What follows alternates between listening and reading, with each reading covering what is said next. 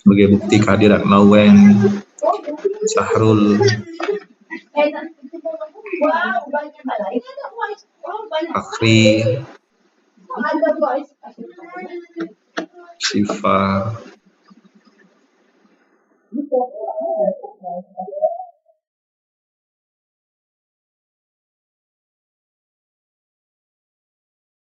Syifa, Tasya akan diaktifkan.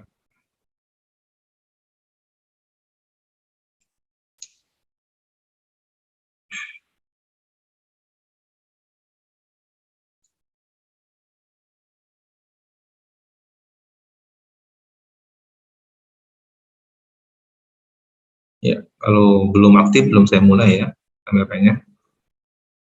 Kevin,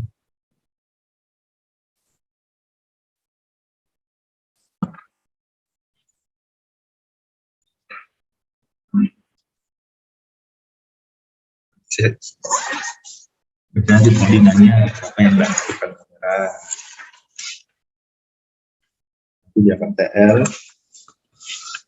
kan nggak enak lah. TL gara-gara nggak kamera. Kevin, ini Marsa,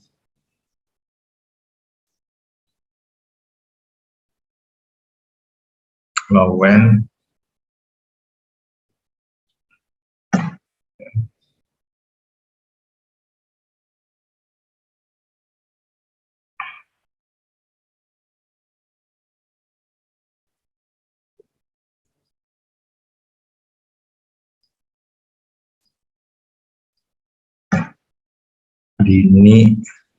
ini Safitri,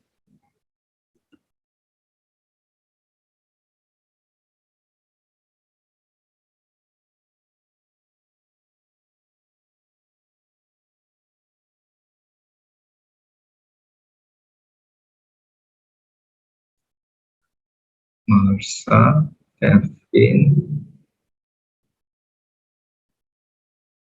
ya, 2 orang ya yang belum mengaktifkan kamera, Marsa Naura,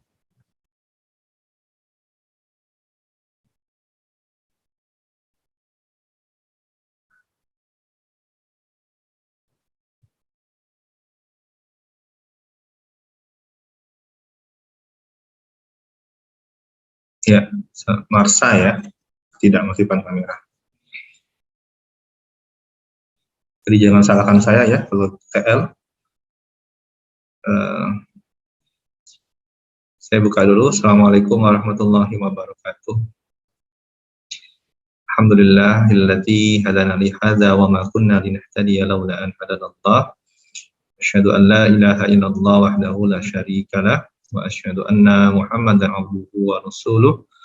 Allahumma shalli ala Muhammad wa ala alihi wa ashabihi wa man tabi'ahum bi ihsan ila yaumiddin, amma ba'd.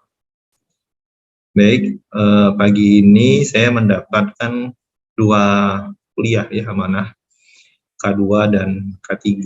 Tapi yang akan saya sampaikan adalah K3 terlebih dahulu. Nanti siang kita coba diskusi K2 ya. Saya dapat masalah kemarin itu di blog endokrin ya. Senior kalian itu ada yang berbohong ya, praktikum. Dan itu menyeret teman-temannya yang terlibat gitu ya, sehingga dia dan teman yang terlibat itu mendapat hukuman gitu ya. Hukumannya adalah TL praktikum gitu ya. Sebenarnya ini masih ringan ya.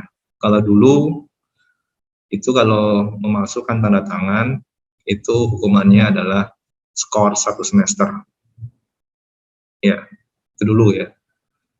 Nah, jadi saya harapkan teman-teman sifatnya fair ya, jujur. Kalau memang tidak masuk ya tidak masuk, ambil resikonya. TL ya TL, jangan berbohong kemudian melibatkan temannya ya. Temannya ya karena membantu dia menuliskan walaupun katanya terjebak ya, ikut terseret gitu ya, itu pelajaran ya. Nah, dia tolong diaktifkan kameranya ya.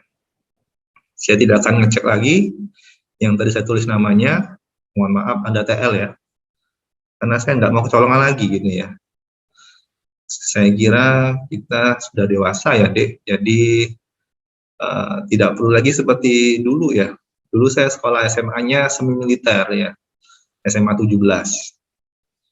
Itu gurunya main tangan gitu ya. Hampir tiap hari kami diteriakin gitu ya, dimarahi gitu ya, sakit telinga rasanya gitu ya.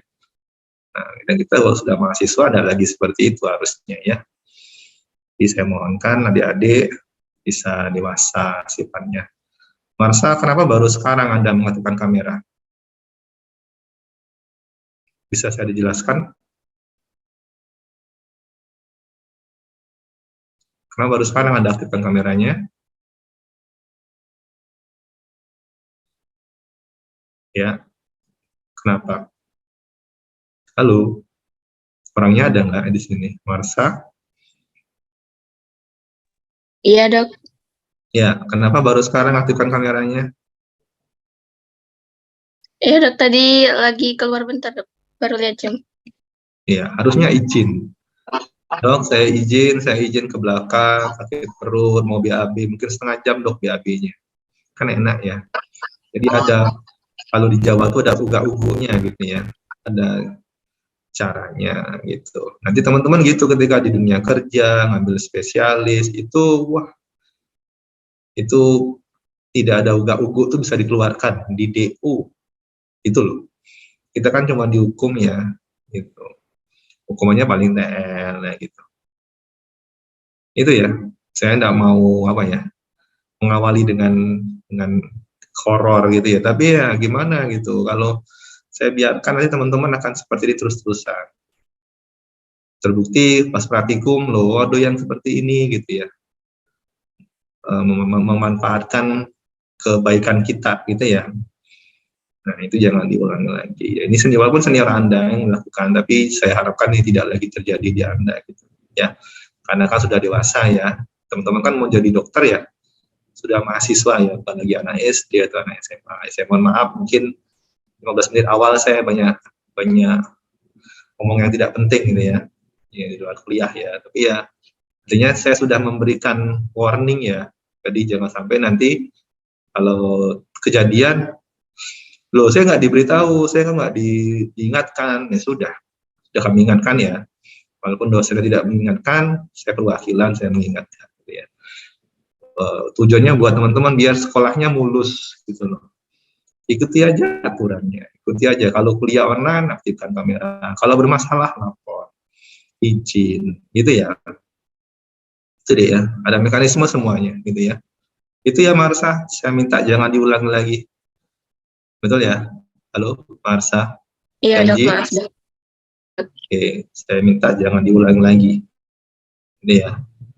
Kalau masih nanti siang seperti itu, saya TL-kan betul. Ya, saya TL-kan betul.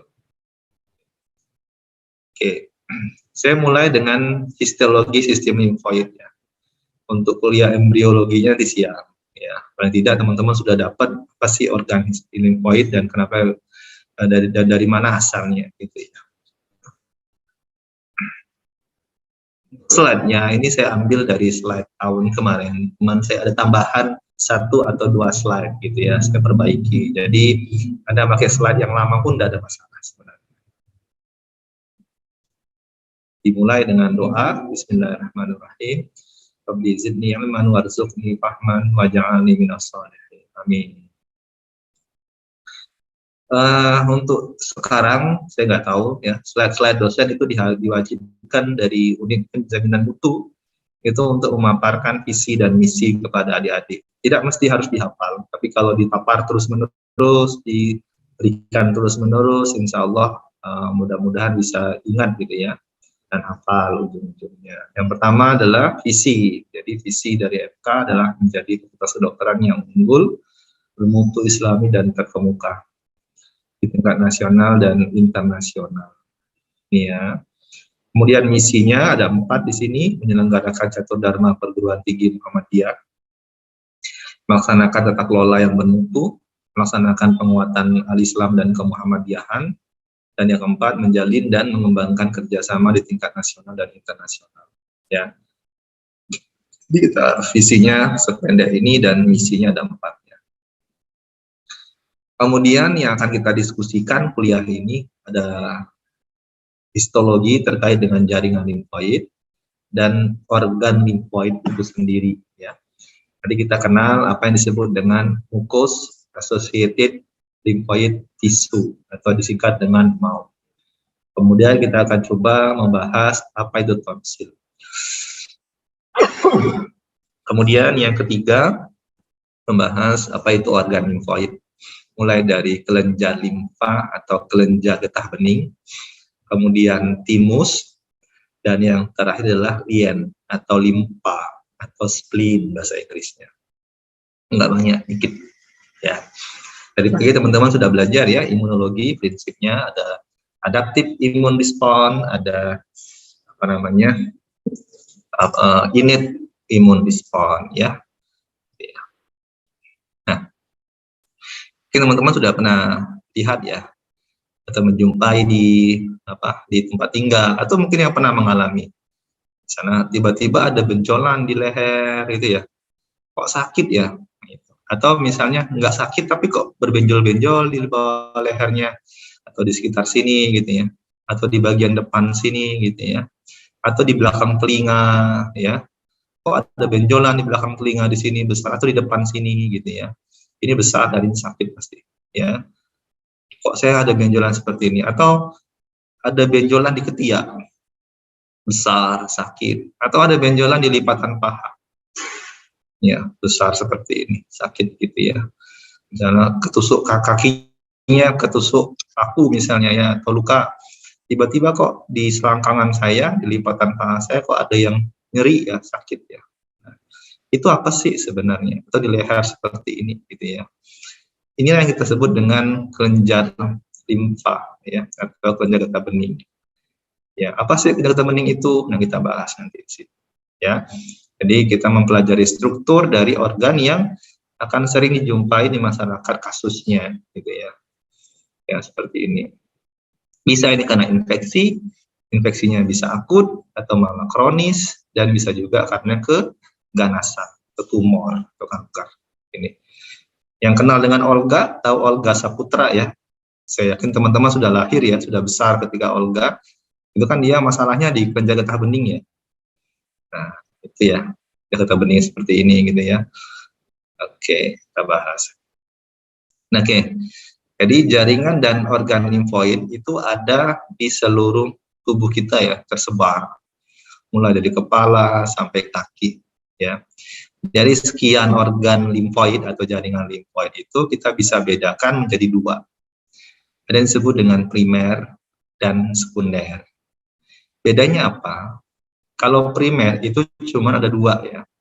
Yang pertama adalah sumsum tulang dan yang kedua adalah timus. Nanti sumsum tulang akan banyak dibahas di blok 8 ya. Yang kedua adalah timus.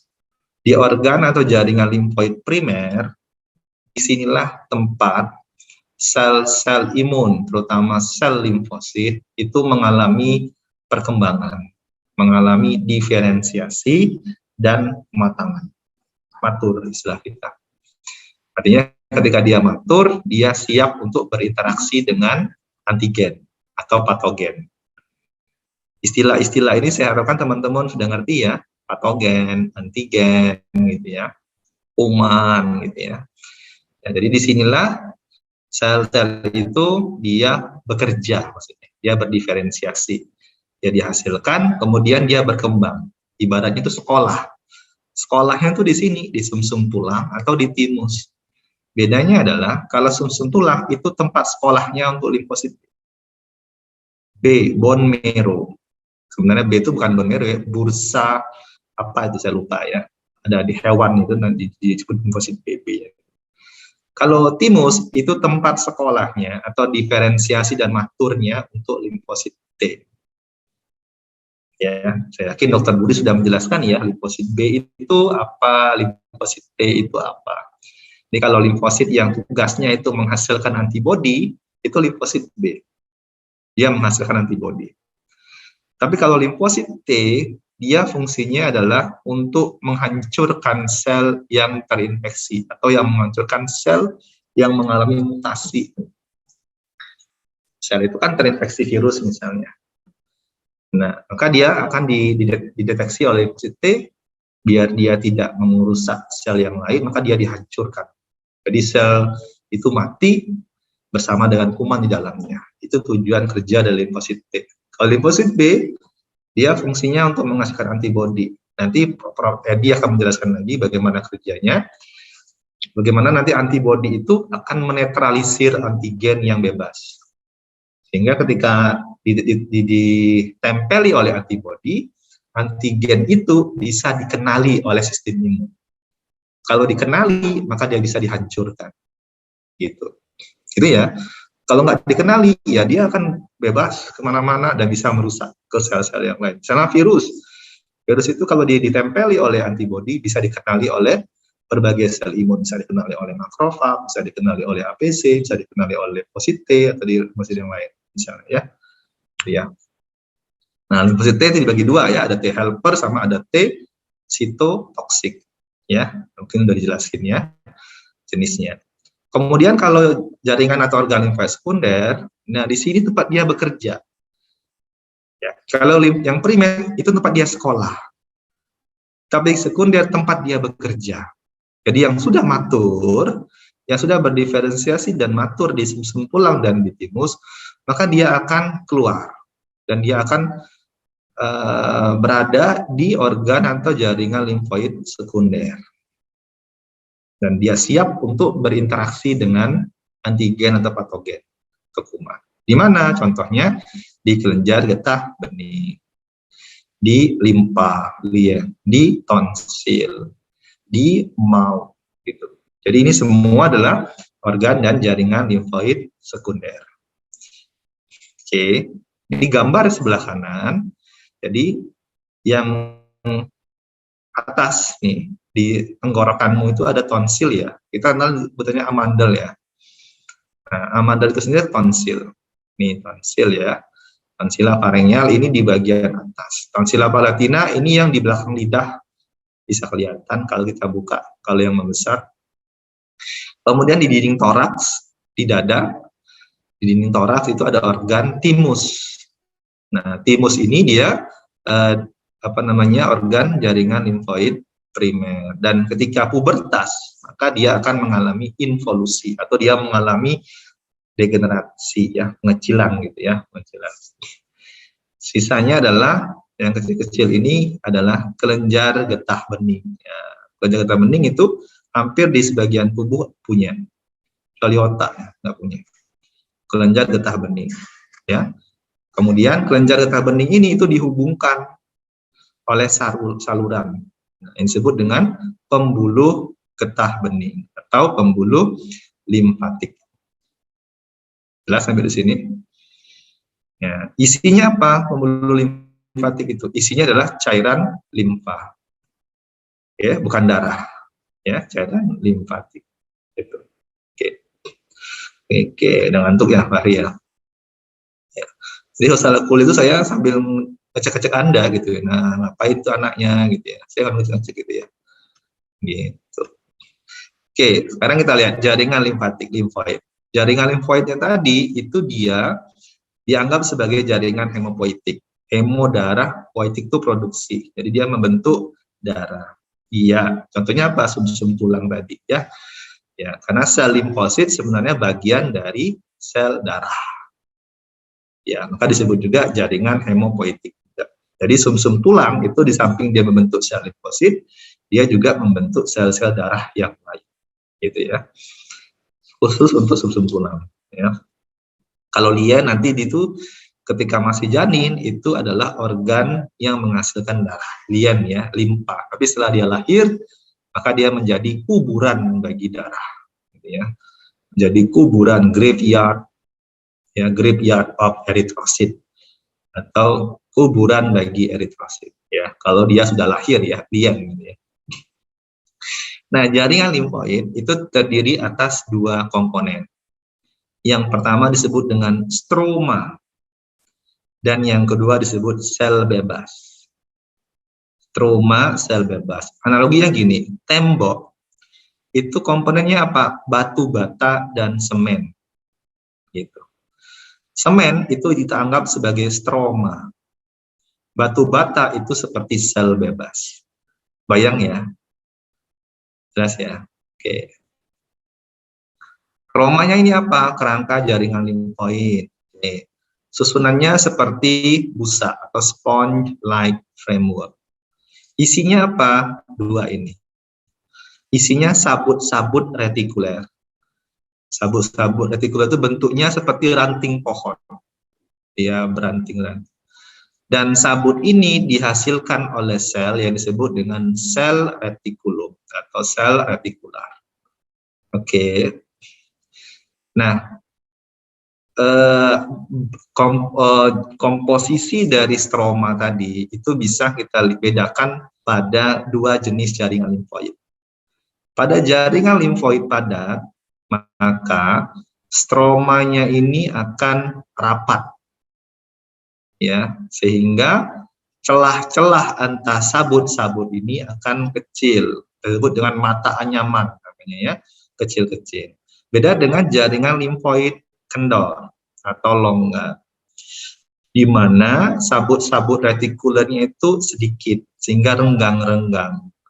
Ya, renggang-renggang, sehingga mata anyamannya atau celah-celah antar sabut tadi itu lebar. Jelas? Nah, kalau di preparat histologis kita tidak bisa melihat secara jelas stroma ini.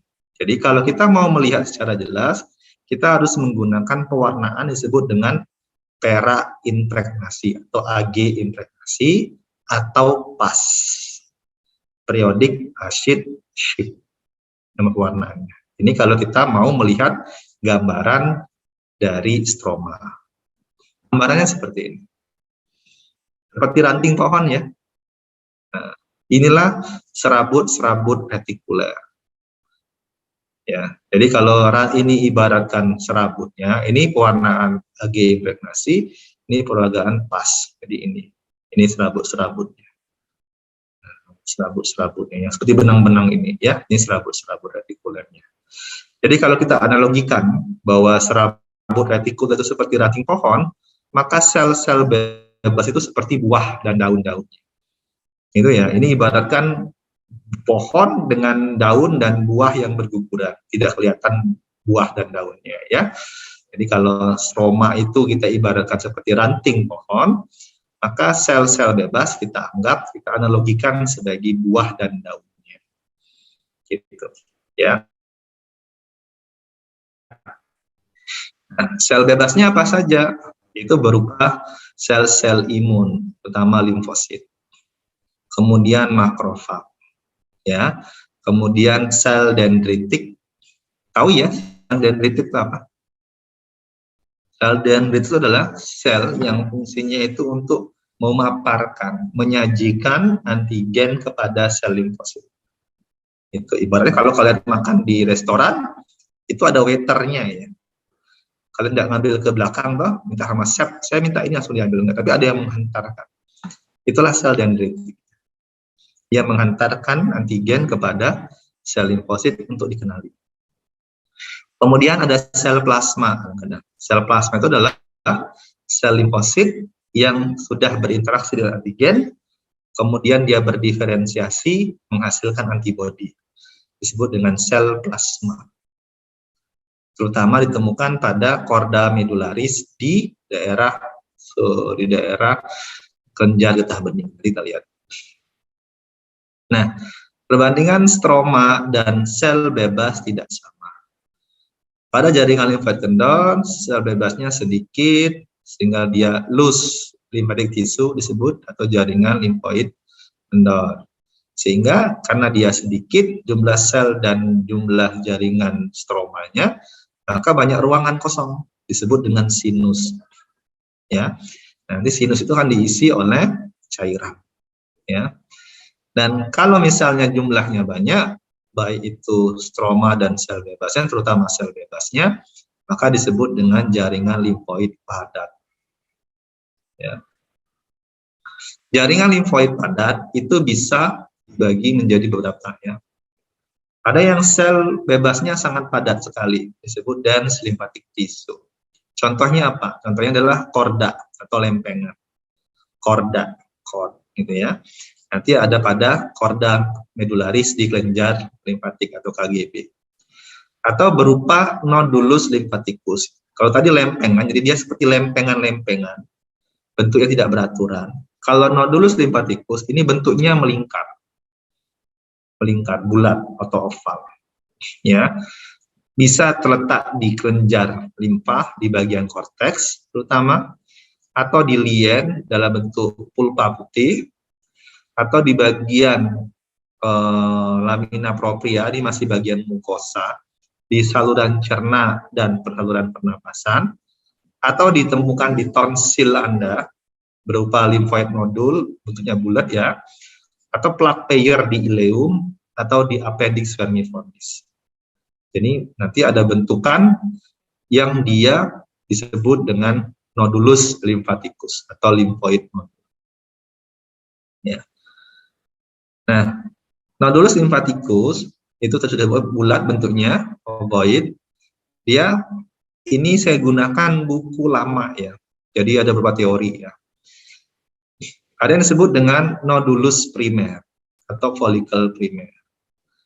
Gampangnya kalau sekarang ini semua buku mengatakan bahwa nodulus primer adalah nodulus lymphaticus yang tidak memiliki germinal center. Itu. Kalau nodulus primer, kalau nodulus lymphaticus dia memiliki germinal center, maka disebut sebagai nodulus sekunder. Itu yang buku sekarang. Ya. Kalau dulu saya diajarin seperti ini ya, tahun 2017 ya, 18 itu guru saya masih menyebutkan seperti ini. Jadi nodulus primer itu terletak di bagian tepi. Isinya adalah sel-sel limfosit B kecil. B kecil ya, limfosit B. Tapi yang kecil, artinya apa? Dia belum selesai sekolah, sebenarnya gitu ya, masih semester awal, kayak ada lah gitu ya. Nah, kalau yang germinal center atau secondary nodul itu terletak di tengah dari nodulus tadi, dia terdiri atas sel-sel yang lebih besar, dan sel ini dia siap untuk dilepaskan. Siap untuk dilepaskan, dia sudah matur. Ya, lihat gambarnya. Oke, ini apa lagi ini ya bentuknya ya? Ya. Jadi lihat di sini. Di sini ada dua bagian ya. Ya di sini. Banyak warna ungu di sini ya. Kemudian di sini banyak putih-putihnya, celah-celahnya. Oke, di sini ungunya banyak, merahnya banyak, betul ya? Jadi kalau Anda bisa lihat banyak bentukan bintik-bintik merah atau ungu, maka ini adalah bagian dari jaringan limfoid padat. Banyak orangnya.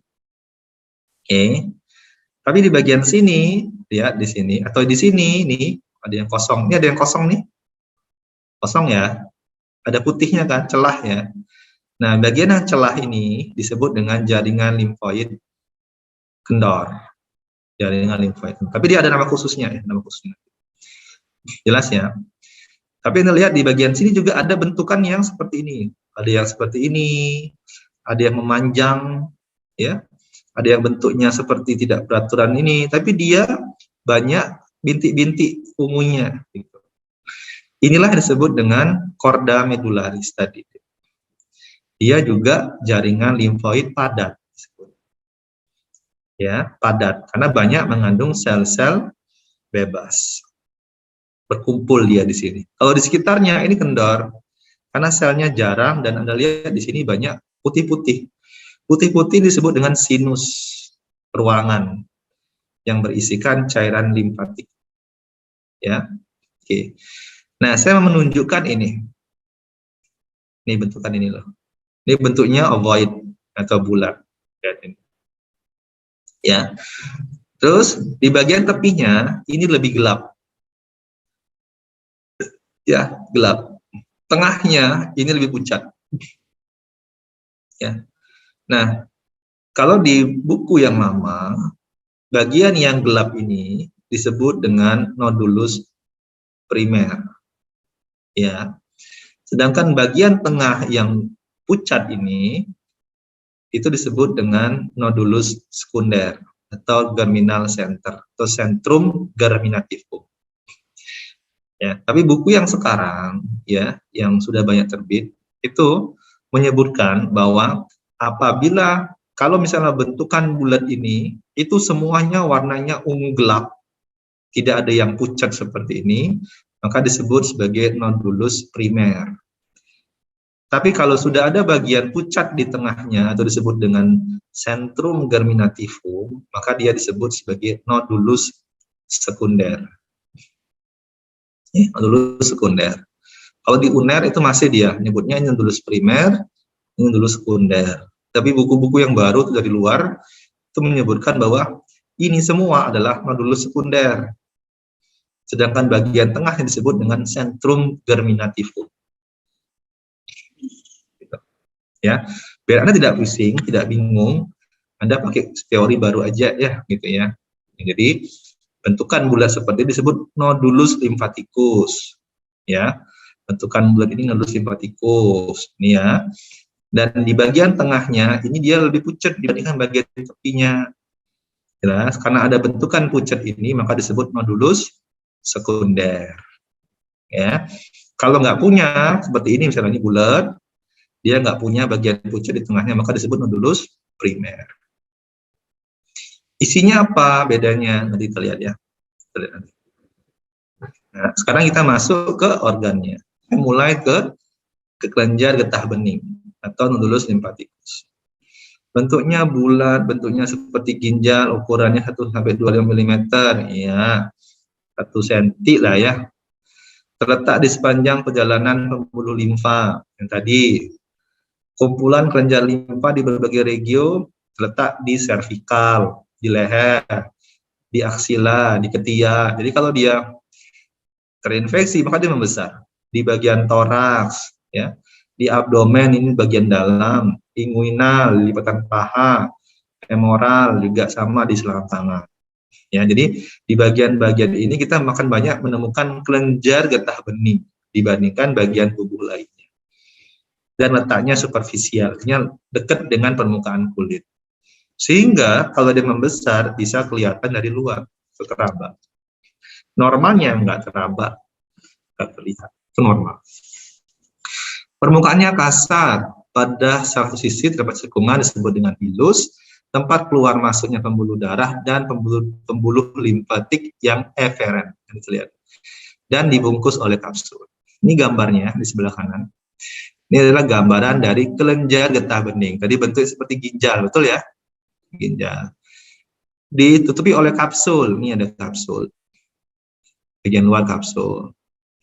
Kapsulnya ini ditembus oleh pembuluh limfatik yang aferen. Ini aferen. Jadi cairan limfatik itu mengalir masuk ke sini, lewati pembuluh aferen, kemudian dia masuk ke kelenjar getah bening. Kemudian dia keluar lewat pembuluh eferen. Ini pembuluh eferen. Ya, pembuluh eferen. Oke. Kemudian ini di bagian tempat keluar cairan limfatik tadi yang ada pembuluh eferen itu disebut dengan hilus. Ini hilus. Daerah ini disebut hilus. Di samping pembuluh eferen juga ada pembuluh darah, arteri dan vena. Gitu. Ya. Ini kita lihat lagi. Kemudian secara mikroskopis, secara histologi, kelenjar getah bening itu dibagi lagi bagian dalamnya atau bagian parenkimnya itu dibagi lagi. Ada disebut dengan korteks. Ada yang disebut dengan parakorteks. Dan yang paling dalam disebut medula. Ya. Jadi ada kapsul di bagian luar yang membungkus, kemudian di bagian bawah kapsul itu ada korteks. Kemudian parakorteks dan medula. Fungsinya apa? Fungsinya adalah fungsi kelenjar getah bening ya, sebagai saringan cairan limfa. Cairan limfa itu didapatkan dari cairan interstisial. Masih ingat? Cairan tubuh itu terdapat di intravaskuler, intraseluler, dan interstisial. Ya, nah cairan limfa dari mana sumbernya? Dari cairan interstisial. Oke, Bayangkan kalau, makanya kok bisa bengkak tuh kaki gajah, lihat kaki gajah belum? Nah, kaki gajah itu kenapa? Karena pembuluh limfatiknya itu kesumbat, sehingga kalau kesumbat, cairan interstisialnya bisa ngalir nggak bisa, makanya bengkak tuh kayak gitu. Terus piye dok ngobatinya? Ya dibongkar itu pembuluh limfatiknya, dibongkar, ya dioperasi. Sama lah kayak tekmonmu tersumbat pipa ke kamarmu gitu, ya nggak ngalir, no, akhirnya kan nggak kurang gitu. Nah, gitu. Terus pertahanan terhadap invasi mikroorganisme, saya angka pasti ngerti ya, tempat pertemuan sel limfosit dengan antigen. Jadi mereka tuh bertempurnya di sini, mereka berjumpa di sini, di samping di jaringan ya. Ini jaringan nanti berjumpa di sini, tempat pertama kali berjumpa gitu ya, di kelenjar getah bening. Makanya penting sekali KGB ini ya. Gitu. Jadi di tempat dia diproses antigen tadi itu. Ibaratnya ini adalah kantor pos polisinya gitu ya. Antigen nih banditnya, nah dia diproses di sini gitu ya. Nah, ini adalah gambaran histologi dari kelenjar getah bening. Di bagian luar ini adalah korteks, ini adalah kapsulnya, maksudnya ini kapsul, pembungkusnya, pembungkus dari kelenjar getah bening. Kemudian ini bagian yang warna ungu padat, nah ini disebut dengan korteks. Ini korteks, ya. Nah, terus di bagian dalam lebih longgar, banyak sinusnya, rongga-rongga putih ini adalah medula. Medula. Di bagian korteks Anda temukan nih bagian bulat nih, bentukan bulat gitu ya. Bulat, nih bulat, nih bulat, nih bulat, nih bulat. Nah, bentukan bulat-bulat seperti ini disebut dengan nodulus limfaticus. Nodulus limfaticus. Nodulus limfaticus tadi saya bilang ada disebut dengan nodulus primer dan nodulus sekunder. Bedanya apa? Kalau nodulus sekunder, dia punya bagian tengah yang lebih pucat, disebut dengan centrum germinativum. Sedangkan nodulus primer, dia nggak punya, dia gelap semua bentukannya. Isinya apa dok? Kalau nodulus primer, bagian yang gelap ini, walaupun di nodulus sekunder juga punya, itu adalah limfosit B yang belum berinteraksi dengan antigen. Jadi kalau dia belum berinteraksi dengan antigen, dia belum matur. Dia belum, dia masih disebut dengan sel limfosit B naif. Tahu nggak definisi naif? Naif itu ibaratnya dokter dia belum ketemu pasien, nunggu giliran, gitu ya. Nah, jadi dia masih ungu seperti ini.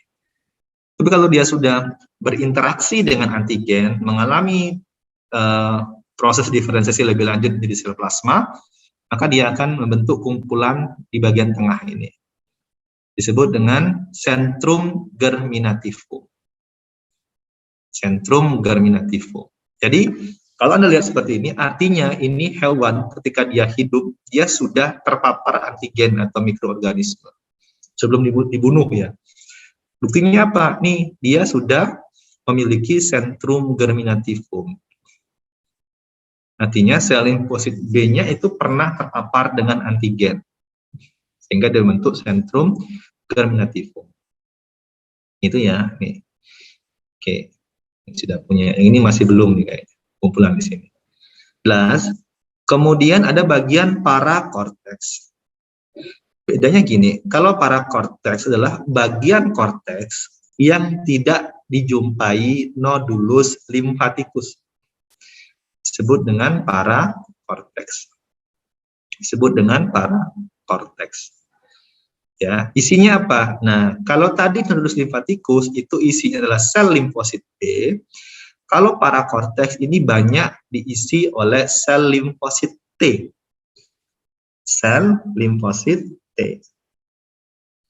Oke, sel limfosit T. Oke. Kemudian di bagian medula, ya, ini bagian medula, Dia ada bagian yang ungu juga, kumpulan, tapi tidak sebesar nodulus ya, bentuknya nggak bulat gitu ya. Disebut dengan medullary cord atau korda medularis. Isinya apa? Bisa sel plasma, sel B yang sudah mengalami diferensiasi dan menghasilkan antibodi. Isinya bisa makrofag, bisa dendritic cell, gitu ya. Bisa sel retikular juga isinya. Ya, jelas ya. Tapi jadi kuman itu akan masuk pertama kali, dia akan terpapar dulu dengan bagian korteks. Itu dikenali gitu ya. Baru nanti selnya akan berlanjut pindah ke sini, dan kalau dia mau keluar, dia lihat medula, keluar sel limfosit B-nya misalnya gitu ya, atau sel limfosit T-nya gitu ya. Oke, sampai sini jelas untuk pembagian zonanya. Oke, ini kapsul. Nanti dia akan masuk ke bagian korteks membentuk sekat. Disebut dengan trabekula. Sekatnya disebut trabekula. Jadi ibaratnya di dalam kelenjar getah benih ini banyak kamar-kamar gitu ya, yang disekat oleh trabekula tadi. Ya, masih ada gambar yang mana? Ini kapsul sudah. Nah, saya kembalikan ke gambar yang sini ya. Ini ya kapsul ya. Ini kapsul. Ini tadi sekat tadi disebut dengan trabekula. Nah, di bawah kapsul itu ada celah, ini ruangan. Disebut dengan sinus subkapsularis. Kemudian di samping kanan dan kiri trabekula juga ada celah, disebut dengan sinus trabekularis atau sinus perifolikular ya. Kalau menghafalnya itu jelas sinus trabekularis aja ya. Sinus trabekularis. Kenapa harus tahu ini? Pertama, aliran cairan limfatik itu mulai dari pembuluh aferen limfatik masuk ke sinus subkapsularis, kemudian mengalir ke sinus trabekularis, kemudian mengalir ke sinus medularis, kemudian keluar lewat pembuluh eferen. Pembuluh eferen. Gini. Ini ya aliran dari cairan limfatik. Gitu. Kepentingan yang kedua adalah metastasis tumor kanker itu banyak dijumpai di sini, di bagian sinus subkapsularis. Jadi dia nongkrong di sini itu sel-sel kanker ya, yang dari paru-paru misalnya, dari organ mana gitu, dia kalau dia mau metas, mau nyebar itu di getah bening, kalau dia sudah nyebar di sana itu banyak dijumpai di bagian sinus subkapsularis. Ya. Kembali lagi ke preparatnya. Di preparat tadi ini ada kapsulnya, kemudian di bagian bawah kapsul ini celah-celah ya, disebut dengan sinus subkapsularis. Kemudian nanti akan mengalir ke sinus trabekularis, kemudian ke sinus medularis, baru dia keluar ya. Ini pembuluh darah abaikan dulu saja. Ini juga pembuluh darah abaikan saja. Ini vena, ini arteri. Di blok 10 belajar. Ini sudah ya, kapsul tadi saya lewatkan. Korteks juga tadi saya sudah jelaskan. Tambahannya ada tadi, ya, yang tadi yang nodulus primer, limfosit B inaktif. Artinya dia belum ketemu sama antigen yang cocok sama dia. Masih jomblo dia ya. Kalau yang germinal center itu sudah ketemu sama pasangannya. Sudah ketemu sama antigen yang cocok dengan reseptornya gitu. Ya. Nah, ya, nanti akan berdiferensiasi bisa menjadi sel plasma gitu ya, dan bisa menghasilkan antibodi, dan nanti dia berada di posisi medullary cord ya di sana. Timbul sebagai respon terhadap infeksi gitu ya. Jadi kalau sudah ada infeksi biasanya sudah terbentuk sentrum germinativum tadi. Ini kapsul ya, ini kapsul. Ada jaringan adiposanya di sini kapsulnya. Ini trabekula tadi. Ini ada ruangan, ini sinus subkapsularis. Ini sinus kapsularis. Yang ini bulat, ini nodulus lymphaticus tadi. Yang dia disebut dengan primary lymphoid nodule. Itu ya Ganang. Do you understand, Mr. Ganang? Yes. Good, nice. Oke, lanjut ke daerah parakorteks. Daerah parakorteks ini banyak dijumpai limfosit T, dan di sini ada high endothelial venule.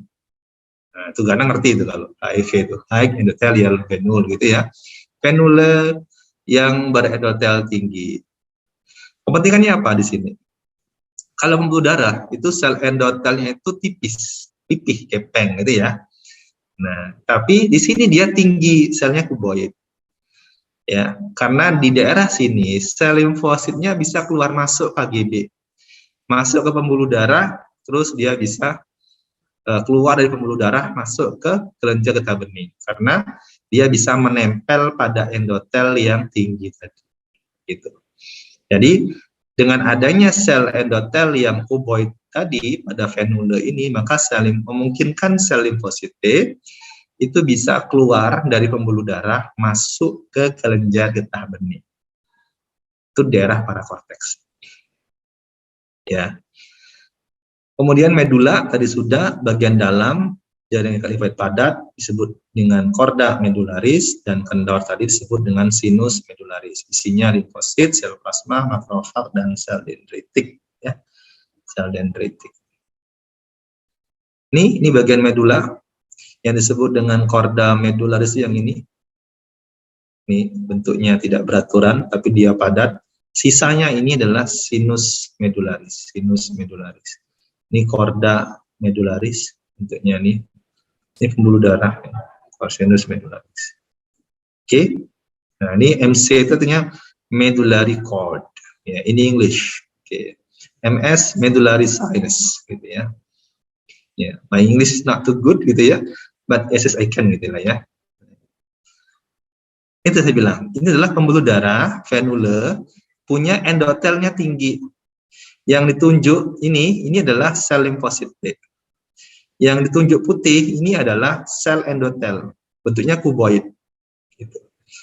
Ya, jadi kalau endotel itu pipih itu rapat, nggak bisa keluar masuk segampang. Tapi kalau dia gepeng, kalau dia kubis atau kolumner, dia agak renggang, gitu ya. Sehingga limfosit T kan ini aktif ya, dia bisa nyusup ke misium lewat masuk sini. Ke KGB ya. Itu. Ya, intinya adalah limfosit T yang berusaha untuk masuk ke dalam KGB, ke daerah parakorteks melalui venule berendotel tinggi tadi, high endothelium venule gitu ya. Tadi sudah, cara limfatik dia mengalir dari rongga interstisial masuk ke pembuluh aferen, ya, kemudian masuk ke sinus subkapsularis, cairannya ke sinus trabekularis, kemudian sinus medularis, kemudian pembuluh aferen. Ini aliran pembuluh cairan limfatik. Lihat di pembuluh limfatiknya itu ada katupnya, ada sekat, ada valvulanya. Jadi tidak ada aliran cairan limfatik yang balik, itu enggak, satu arah jalannya, gitu. Satu arah. Jadi kalau ini kesumbat, misalnya isinya apa di sini? Isinya adalah cacing filariasis yang penyebab gajah. Nyumbet di sini, ya sudah. Jadi dia nggak bisa ngalir ke sini, nggak bisa lewat. Yang atas sana nggak bisa ke sini. Jadi yang numpuk di bagian sini. Itu tak? Nah, itu yang bahaya. Ini dibongkar, ya, ini dibongkar. Yang nyumbat tadi dibongkar, ya. Oke, ini sama ya tadi ya. Ini adalah KGB, kelenjar getah bening. Ini kapsulnya, CT itu connective tissue. Ada sinus subkapsularis, ini adalah lymphatic nodule atau nodus lymphaticus. T trabecula, P cortex, C cortex, M medulla, MS medullary sinus, MC medullary cord, gitu ya. T thymus ya, trabecula.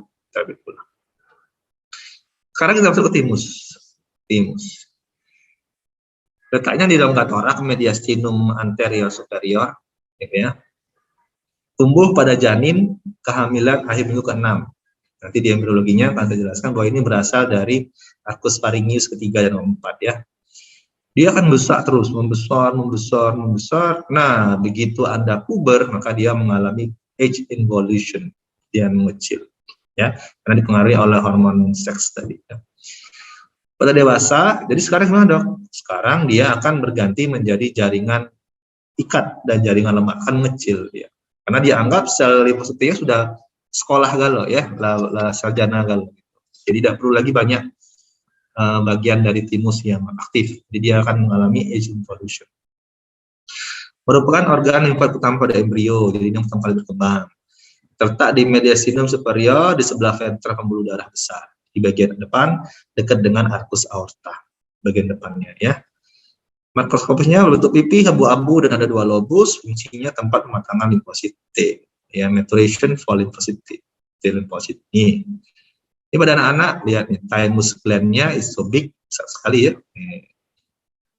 Dong, ya gendong. Pada orang dewasa, cilik, small, it's so small. Okay, because most of lymphocyte T has been matured, sudah matur. Jadi tidak perlu lagi di sekolah gitu ya, walaupun ada sedikit gitu ya. Itulah kenapa pada orang tua itu dia cenderung mengalami sistemnya turun gitu ya. Karena di samping limfosit T juga tidak banyak berfungsi gitu ya, dibandingkan pada anak-anak dewasa.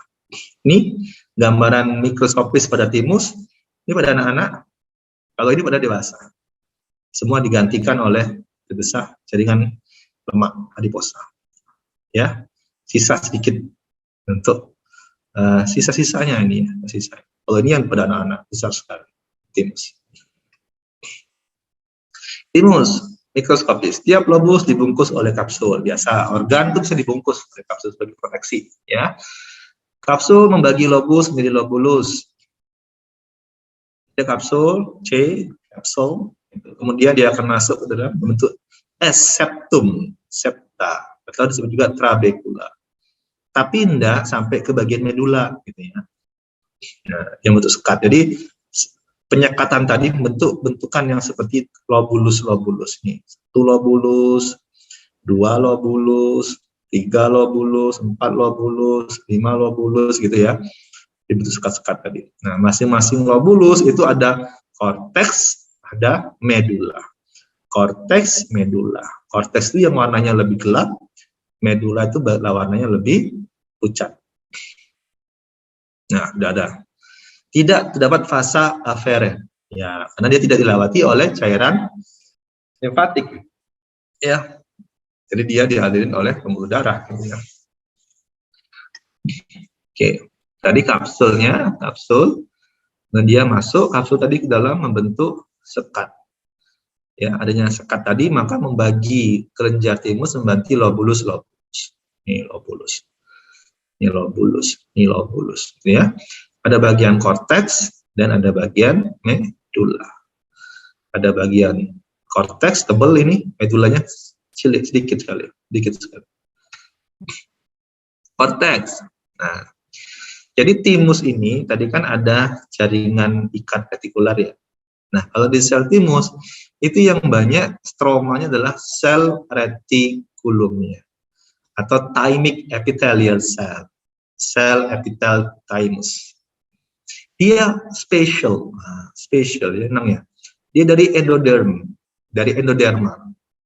Kalau yang lain itu dari mesodermal. Kalau ini dari endoderma. Luar biasa ya. Dia dari endoderma. Dia DWA ya. Sel retikulum. Kalau yang lain tuh semua dari mesoderma. Apa itu mesoderma? Apa itu endoderma? Nanti di siang kelihatan. Dia dari endoderma retikulumnya. Sabut retikularnya sedikit, nah dia paling banyak adalah sel retikulumnya. Ya, intinya besar, ovoid, dan sitoplasmanya acidofilik, hormon timosit. Bentukan dari sel retikulum seperti bintang laut.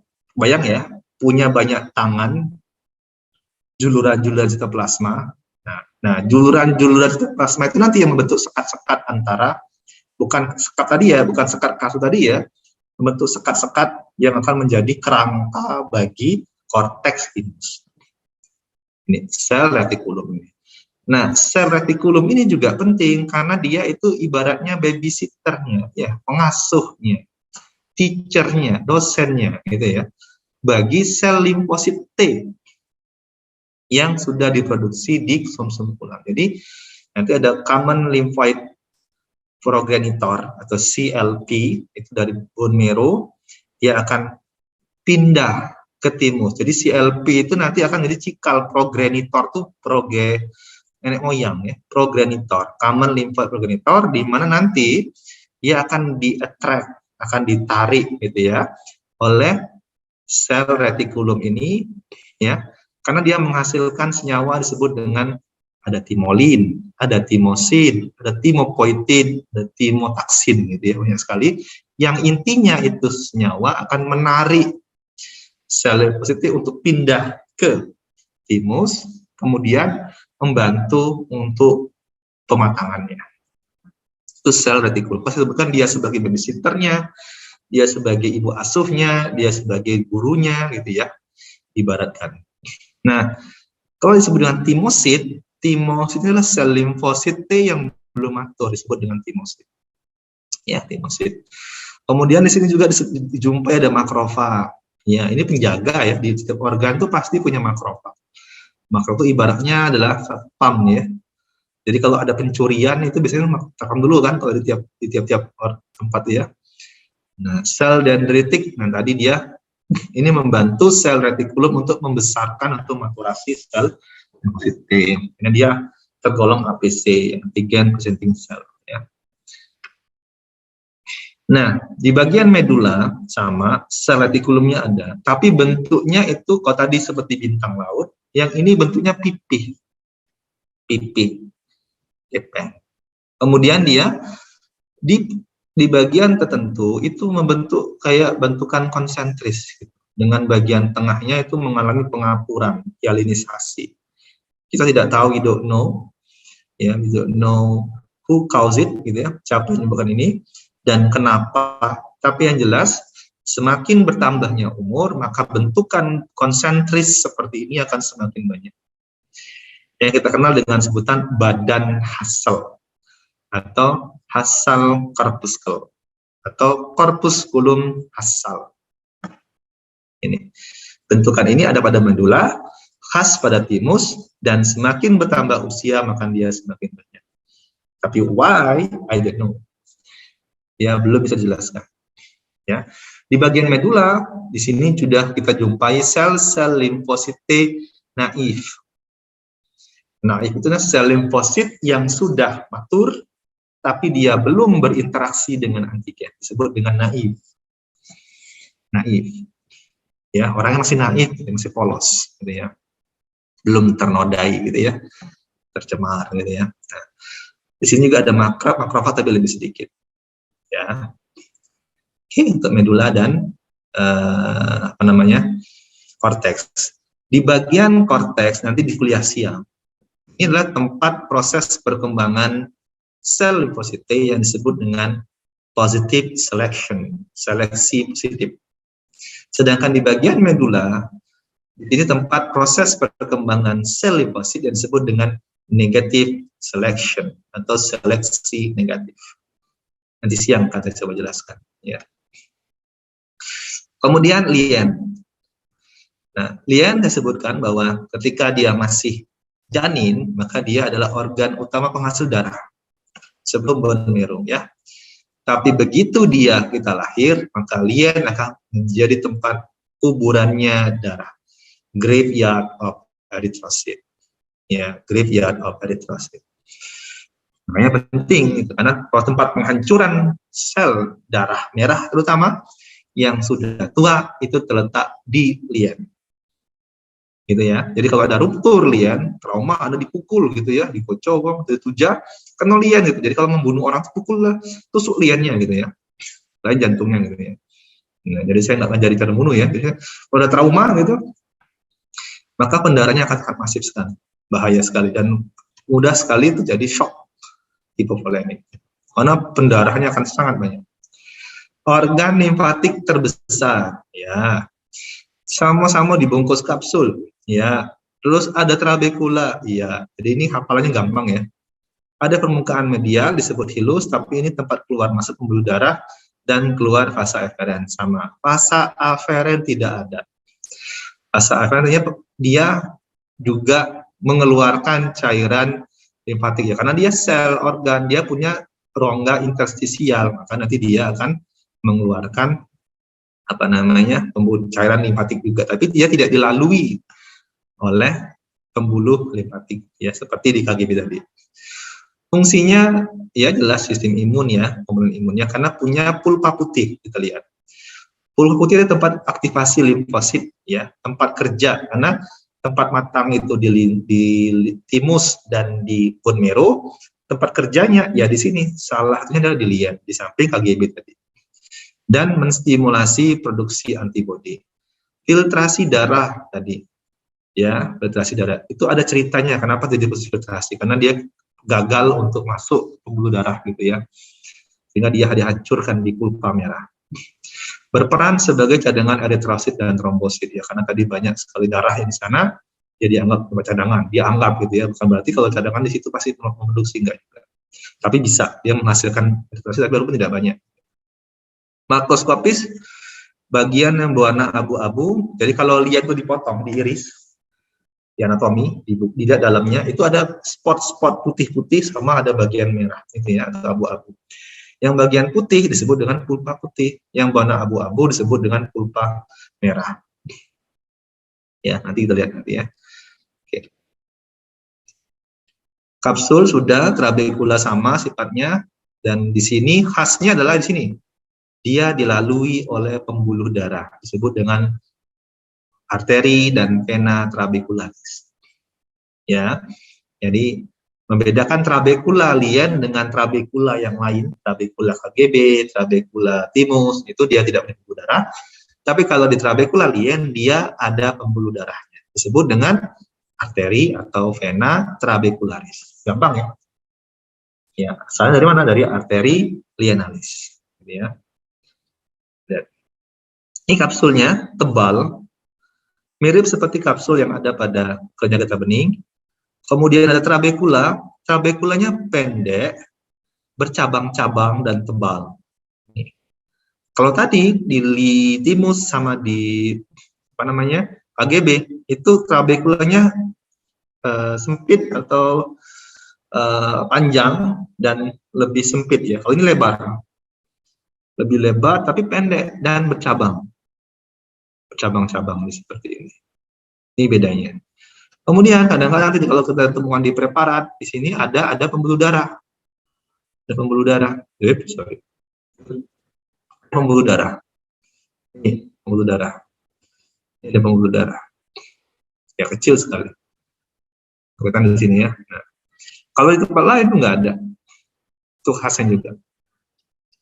Kemudian dia ada bentukan seperti ini, Dek. Ini sudah dicat ya. Ini sudah dicat ya. Mana ada putih itu? Ada putih-putihnya, ungu sama oranye juga loh. Iya, ada cat, ada cat. Terus ada bentukannya yang melingkar, nih melingkar, warnanya ungu, ya. Bentukan sel ungu itu karena dia banyak mengandung sel limfosit.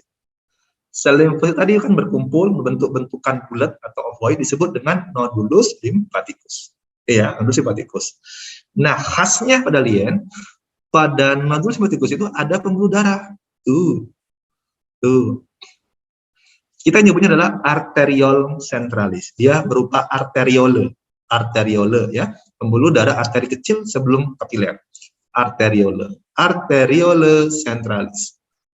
Ini terletak di tengah dari nodulus limfaticus. Dari tengah-tengah amat sih, gitu ya. Dari tengah amat. Sebenarnya kalau dia sama, nodulus limfaticus, terus ada sentrum germinativumnya sama. Kalau dia belum ada sentrum germinativum, maka arteriolenya di tengah.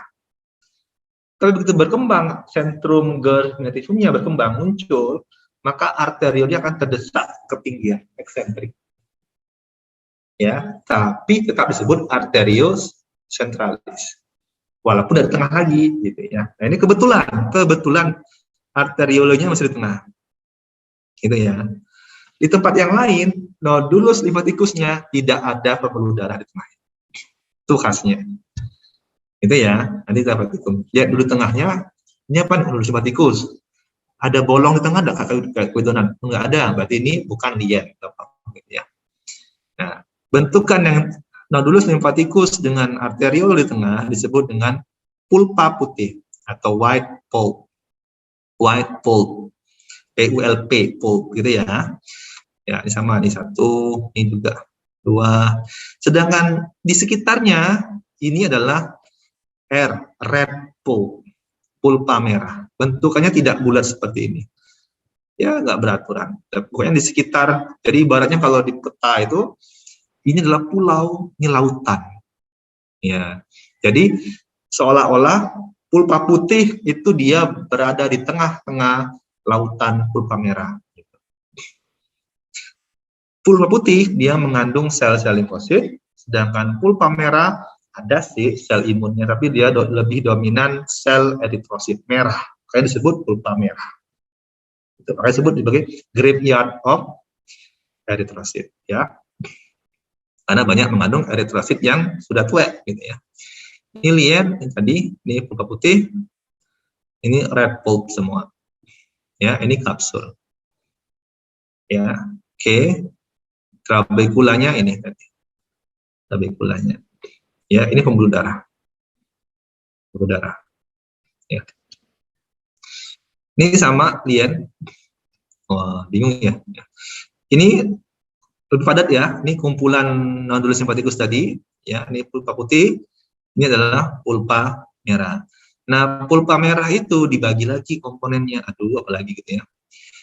Kalau dia ada kumpulannya seperti ini padat ya, padat gitu ya, ini juga padat gitu ya. Bandingkan dengan sisi ini agak kosong ya, ini enggak kosong, ini padat nih, padat gitu kan, padat, ini padat, ini kosong, ini padat gitu.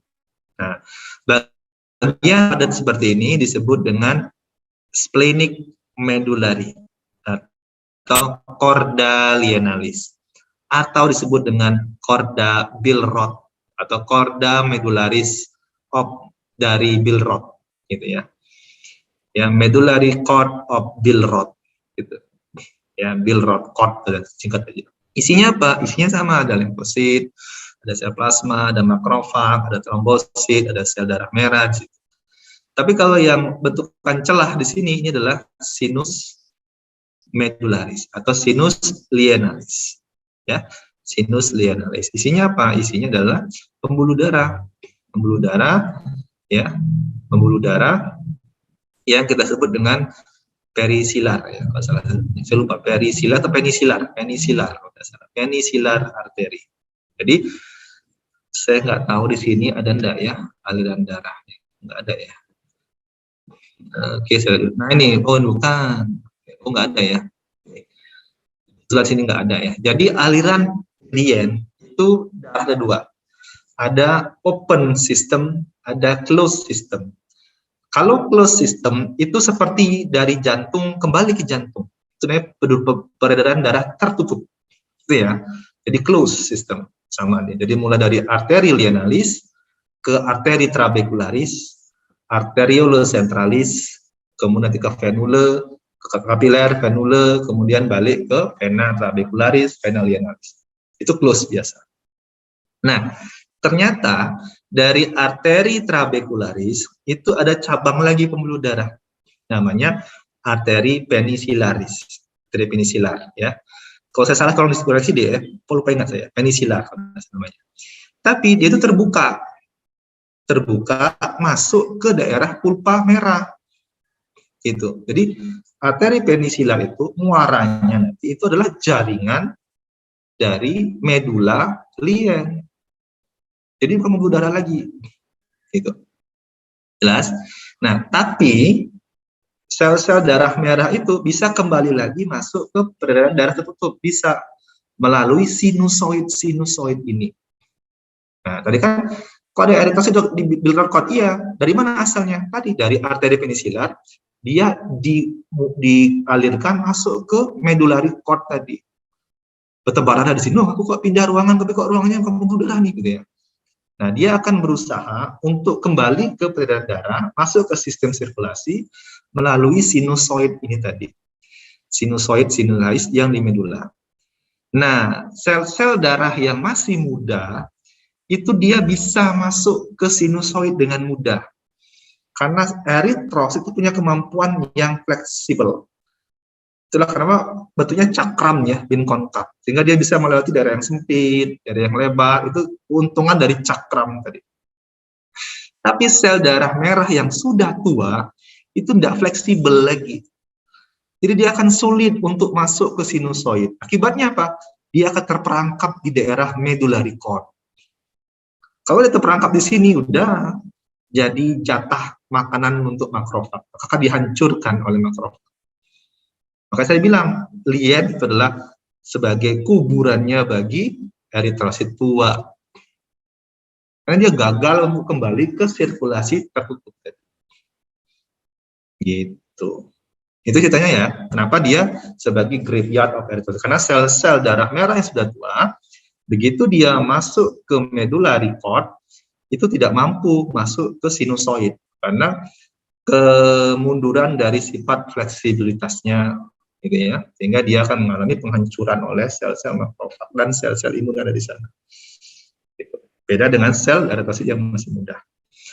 Itu kan sebenarnya penyaring sel darah yang merah yang sudah tua. Gitu.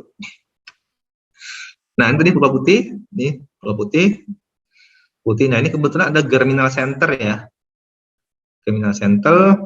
Ini ada mental zone. Mental zone ini apa, Dok? Mental zone ini adalah bagian dari nodus simpatikus yang dia lebih gelap dan mengelilingi germinal center. Nah, kepentingannya adalah di bagian mental zone ini banyak ditemukan sel limfosit B memori. Limfosit B memori. Jadi, nodulus limfatikus ini banyak diisi oleh sel limfosit B. Ya. Jadi, nodulus limfatikus baik di KGB, dan lagi di lien, dan lagi. Kalau di timus ya, di timus itu sel limfosit T. Itu isinya adalah limfosit B. Nah, kalau dia sudah ada sentrum germinal, artinya dia sudah mengalami interaksi dengan antigen ya. Nah, karena ada sel memori ya, mungkin Dr. Budi sudah jelaskan, mungkin ada sifatnya sel memori, jadi sel pengingat. Jadi kalau ada antigen seperti ini lagi, sel itu akan langsung membelah diri dan menghasilkan antibodi. Tidak perlu lagi proses dari awal, gitu. Ya langsung, gitu, cepat. Itulah kenapa kita diimunisasi untuk menghasilkan sel memori, gitu. Dia cepat, kalau infeksi dia cepat, gitu ya. Jadi tidak perlu sakit, gitu ya. Nah, itu dia terletak di mental zone sini. Itu kalau limfosit B memorinya terletak. Kalau marginal zone itu batas antara white pulp and red pulp. Dan di sini banyak limfosit T-nya terletak di sini.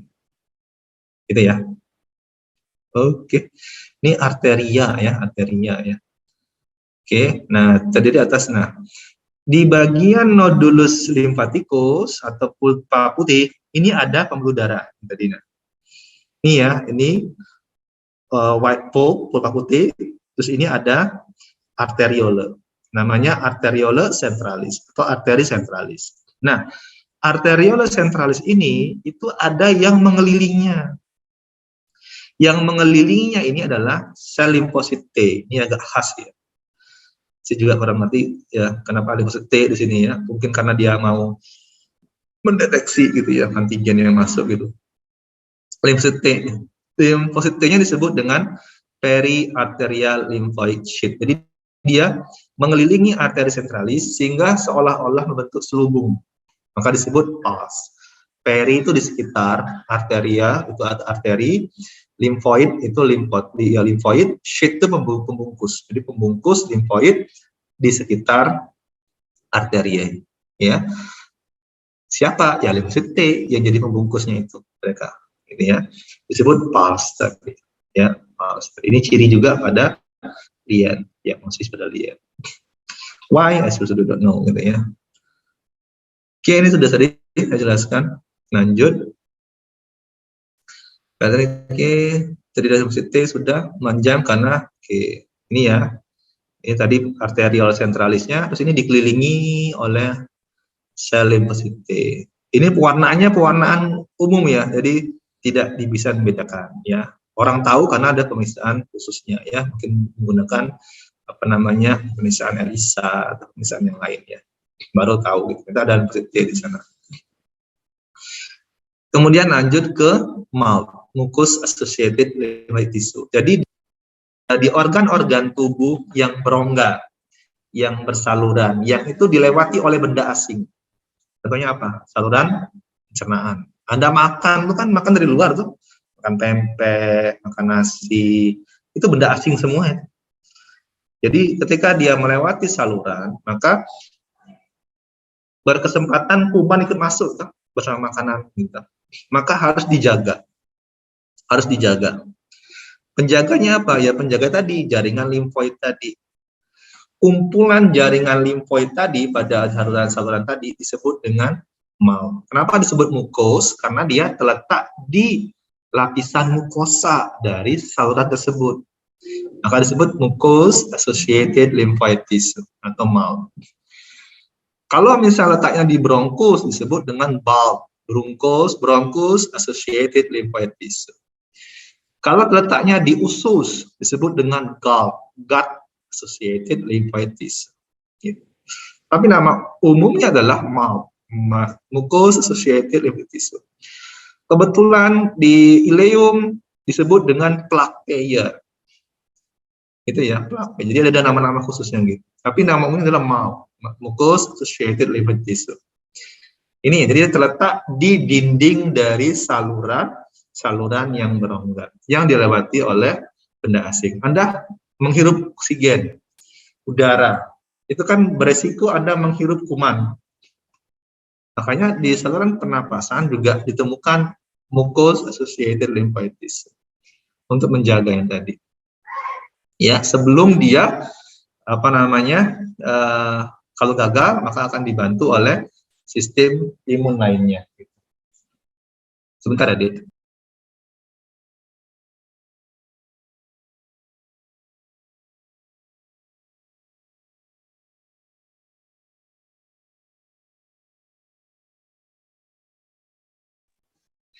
Sama ya, jadi kalau MALT tadi bentuknya ini dek, nodulus limfaticus. Tadi ya, berarti isinya limfosit B, limfosit T gitu ya, gampang ya. Lamina propria dok, itu bagian dari lapisan mukosa. Nanti di blok 12 saya jelaskan bahwa mukosa itu ada lapisan epitelnya, ada lapisan lamina proprianya, ada lapisan muscularis mucosa gitu ya. Nah, ini appendix vermiformis. Appendix vermiformis atau lebih dikenal dengan istilah kalau Anda tuh umbai cacing ya. Tapi sering salah kaprah menjadi usus buntu. Nah, bukan ya. Nama bahasa Indonesia adalah umbai cacing. Appendix vermiformis. Kalau usus buntu itu namanya sekum. Sekum. Ya. Tapi orang awam tidak ngerti umbai cacing itu apa. Cacingan. Nah, maka disebut usus buntu. Nah, gitu. Gue ngerti. Oh, usus buntu ya. Tidak tanya lagi, gitu kan? Ya. Oke. Nah, ini adalah di sini. Ini lumen. Ini lumennya. Sempit lumennya, iya, karena dia bukan untuk dilalui oleh makanan deh, gitu ya. Nah, ini mukosanya, tebal sekali mukosanya ya. Mukosa, ini muskularisnya, ini serosa. Ya di sini.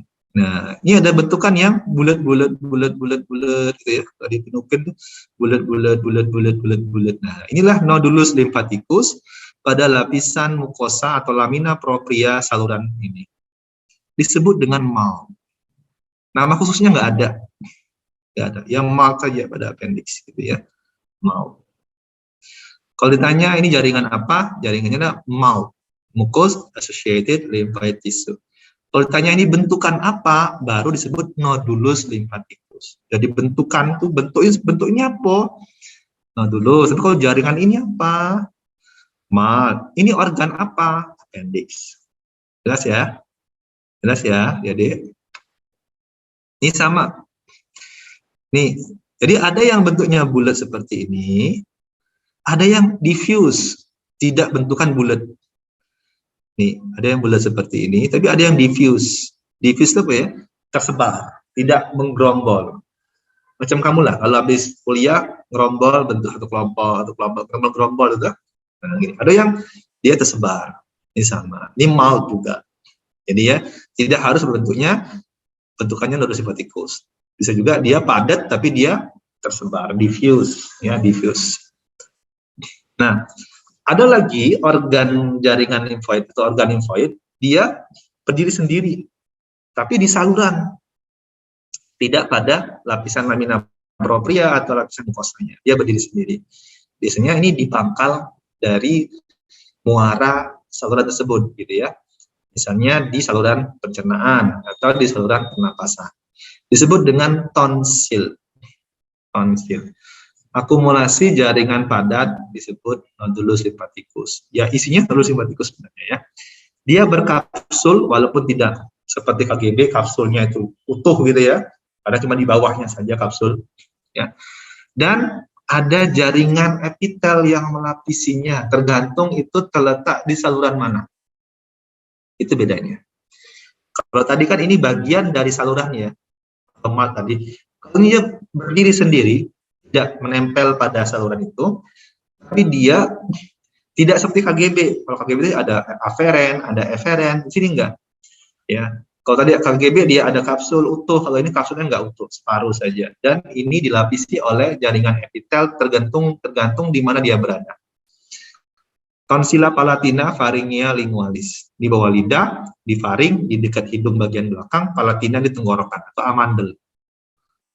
Tonsila palatina yang sering membesar, membengkak, kamu sulit menelan, sakit, ngeguk gitu ya. Tonsila faringia, ini faringika di atas, dekat nasofaring, di bagian hidung bagian belakang. Lingualis itu di bawah lidah, di radix lidah. Ya, ini sering membesar yang ini, kalau kita mengalami infeksi di tenggorokan. Tonsila palatina, nih bentukan seperti ini, bentukan tonsilanya, ini kapsulnya di bagian bawah. Tuh kapsulnya ada, tapi di bagian atas itu bukan kapsul, ini epitel, ya. Tonsilnya ini nodulus simpatikusnya ini, jadi dia banyak nodulus simpatikus bergabung membentuk tonsil gitu ya. Nih, ini GC ini germinal center, CT ini connective tissue, C ini crypta, crypt. Jadi dia punya lekukan tempat. Lekukannya fungsinya apa? Untuk memerangkap. Jadi kalau Anda ada tonsila palatina itu infeksi, ini nanti bisa diisi dengan pus putih-putih nanah di sini, detritus gitu ya. Nah, ini epitel. Jadi di bagian atasnya dari tonsila ini, karena tonsila palatina ini terletak di antara arcus palatoglossus dan pharyngeus di bagian rongga mulut, maka epitelnya adalah epitel berlapis pipih tanpa keratin. Ini cirinya. Ya, epitel berlapis pipih tanpa keratin. Kemudian dia kriptanya dalam, katanya dalam gitu ya. Kalau ini agak dangkal sebenarnya, tapi dalam katanya gitu, dalam. Tidak punya fasa aferen ya, karena dia tidak dilalui oleh saluran limfatik gitu ya. Beda dengan tonsila faringia atau faringika. Karena letaknya di saluran pernapasan. Kalau saluran pernapasan, bentukan epitel bagian atasnya adalah epitel pseudo-stratified columnar atau epitel kolumner selapis. Ya, ini bedanya. Kalau membedakan tonsila faringia atau faringika dengan tonsila palatina, tidak punya kripta katanya ya. Kalau lingualis letak di bawah lidah dan biasanya kita temukan di bagian bawah itu ada kelenjar ludah Weber gitu ya. Sama kadang ada apa namanya jaringan otot luri gitu ya. Nah, udah pusing Pak Is ya. Sabar Is. Gitu Pak Tikumis. Nah, ini ya tonsila palatina tadi. Ini ada kelenjar Weber nih, ini kelenjar Weber. Kalau ini berarti ini ada tonsila lingualis, ini kripta yang tadi ya. Maksudnya dangkal ya, dangkal. Tapi sama-sama epitelnya berlapis pipih gitu, mirip dengan tonsila palatina. Cuman di bagian bawah dari tonsila lingualis ada kelenjar ludah. Nih, kalau palatina nggak ada yang ini. Yang bentukan ungu ini nggak ada. Ini otot lidah nih, ini ada. Ini tadi misalnya ini mal tadi. Ya, ini ada bentukan dari tonsila tadi. Ya. Alhamdulillah selesai. Belum zohar. Ada pertanyaan? Tidak ada? Any question? Understand? Understood? Buku ini sudah saya kasih semua ya. Si Cui sama si Mesa ini, Jan Kuera sudah saya kasih semua. Iya, agak ya. Selalu ya. Sudah saya kasih. Ini English kabeh gitu. English semua ini enggak ada bahasa Indonesianya ya. Ya, learning how to read in English and understand it. Oke. Agree? Agree, oke? Iya, saya tuh berdoa ini nanti saya coba ternyata Salwa itu lanjut studinya ke USA misalnya. Ambil apa misalnya, bedah apa misalnya ya gitu. Danang juga itu, Faiz juga gitu kan. I'm so happy to hear that gitu tuh. Ya Marsha ya, Marsha. Ada pertanyaan Marsha? Ya, ini kuliahnya nggak jelimeten dibandingkan nanti siang. Itu lebih jelimet lagi gitu, gitu. Tapi saya bikin, jadi kuliah yang kami berikan itu sifatnya superficial deh. Ya, tidak detail gitu ya. Karena kalau detail bingung sendiri ya, karena sesuai dengan kebutuhan. Jadi teman-teman tahu, oh kalau ada KGB, kerja bening seperti itu, atau ada masalah di sini, masalah di sana, kenapa dia imun, nanti kita bahas di kuliah siang gitu ya. Apa itu autoimmune disease, kenapa jadi autoimmune disease. Tapi akan dibahas lebih lanjut oleh Prof. Edi ya. Nanti beliau menjelaskan macam-macam respon imun atau respon inflamasi ya. Oke, sudah zuhur, sudah azan. Kalau tidak ada pertanyaan saya cukupkan. Semoga dimengerti. Mohon maaf banyak kekurangan saya. Karena saya masih muda, ya. Tapi tidak semudah Ganang dan Faiz gitu ya. Iya. Ya. Jadi miskin pengalaman gitu ya. Jadi mohon maaf sekali lagi kalau banyak kekurangan gitu ya. Yang kurang jangan diambil maksudnya. Tolong teman-teman, pesan saya disiplin ide ya.